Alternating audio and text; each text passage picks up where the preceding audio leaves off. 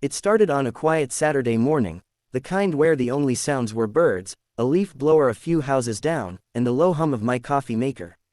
I was standing on my porch, in my old jeans and a faded, Blue Ridge PD t-shirt, sipping my second cup, when a black SUV with tinted windows came rolling down my cul-de-sac.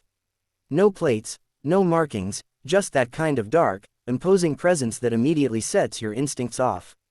Two men stepped out, one tall and broad, the other smaller but wiry, both in matching black tactical outfits that looked more Halloween costume than police uniform. But what really caught my attention were the shiny badges pinned awkwardly on their chests, crooked, cheap, and clearly plastic from where I stood. "Mr. Dalton Hayes," the tall one barked, his tone loud enough for my next-door neighbor, Mrs. Finch, to peek through her blinds. "Who's asking?" I said, setting my coffee down slowly. "Blue Ridge Enforcement Division," he declared, flashing the badge like a magic trick. "You're under arrest for noncompliance with HOA regulations, repeated violations, and outstanding fines exceeding $7,000. For a second, I thought I misheard him. HOA regulations, arrest. Then I saw it, the familiar smug figure of Karen Donnelly, the HOA president, standing at the corner of her driveway, arms folded, lips tight in a smirk. She was watching like she'd just lit the fuse on a fireworks show. "Are you serious?" I asked the so-called officers, my voice steady. "Hands behind your back, sir," the shorter one ordered, pulling out a pair of cheap handcuffs. "Noncompliance is a serious offense. Now, I've dealt with real criminals. I've led raids, handled hostage situations, even been shot at. But being fake arrested in my own front yard by what looked like two wannabe mall cops hired by an HOA. That was new. Still, I played along, for a minute. They slapped the cuffs on too tight, forced me toward their unmarked SUV, and started reading something that sounded like a jumbled version of Miranda rights. By then, a small crowd had gathered. Neighbors peeked through windows, phones recording, whispers spreading like wildfire.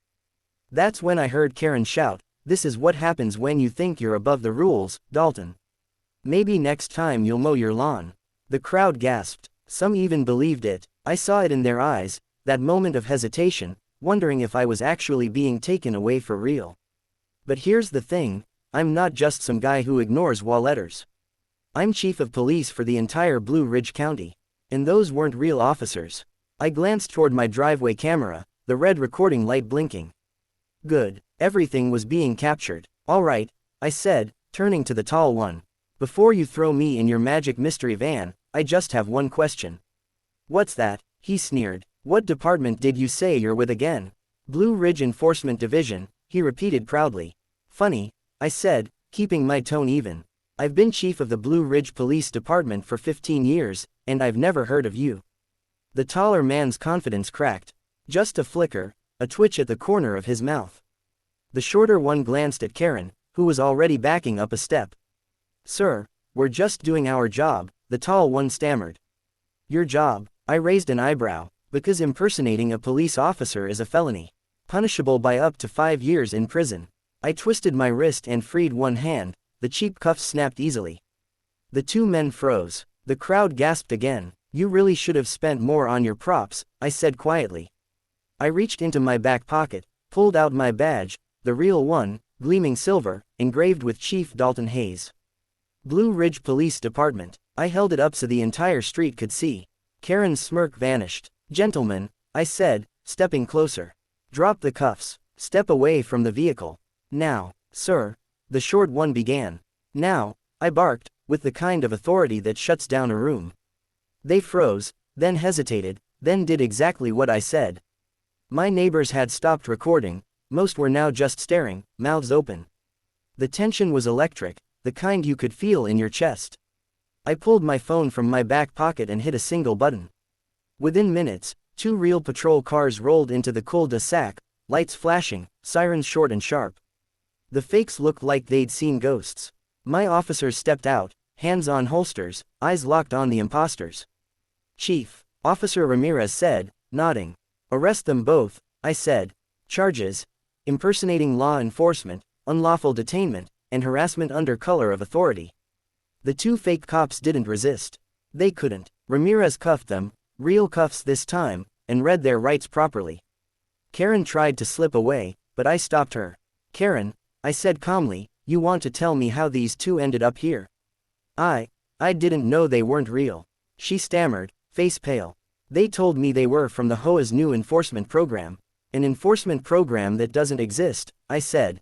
You organized an illegal arrest, Karen. You called in fake officers. You endangered the public. She opened her mouth to argue, but I held up a hand. Save it for the investigation. She was trembling now. The confident WA queen who loved barking orders and mailing fines had just realized she'd crossed a line even she couldn't explain away. The crowd had gone silent. Someone whispered, he's the chief. And another muttered, Karen's done for. As the real officers loaded the impersonators into the squad cars, Karen broke down completely. She tried pleading, saying she just wanted to teach me a lesson for refusing to pay her absurd WA fines over a flagpole that was 2 inches too tall. But this wasn't about the flagpole anymore. This was about abuse of power, intimidation, and ego gone too far. When the patrol cars drove off, the street fell quiet again. I turned to my neighbors, most still watching in shock. For the record, I said, voice calm but firm, if anyone from the WA ever sends officers to your home, call the real police immediately. We'll handle it. Karen tried to speak again, but I wasn't interested. I walked back up my porch, uncuffed, unbothered, and entirely done with her nonsense. The next week, the story hit every local news station. WA president hires fake officers to arrest police chief. The video from my porch camera, the fake badges, the cheap SUV, the moment I flashed my real badge, went viral. Karen resigned the next day, citing stress and personal issues.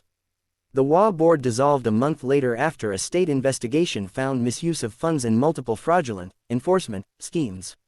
As for me, I replaced my flagpole with a taller one, added 2 floodlights, and every time I raised the stars and stripes at dawn, I thought about how far some people will go to control others, and how fast that control crumbles when they finally meet someone who knows the law better than they do. Sometimes, justice doesn't need to shout. It just needs to show up, badge polished, coffee still warm, and absolutely unshakable.